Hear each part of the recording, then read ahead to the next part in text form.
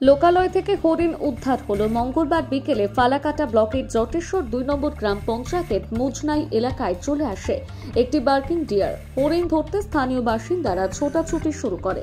অবশেষে জনৈক মন্ত্রী সাহার বাড়ির সামনে হরিণটি ধরতে সক্ষম হয় স্থানীয় বাসিন্দারা। খবর দেওয়া হয় বন দপ্তরে।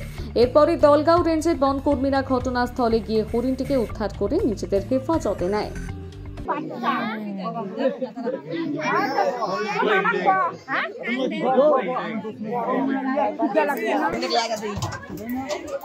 হরিণ দেখে আয়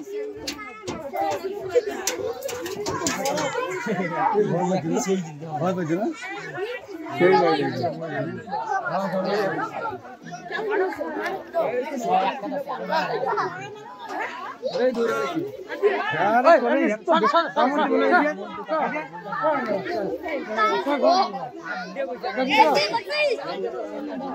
রক্ত দিচ্ছে।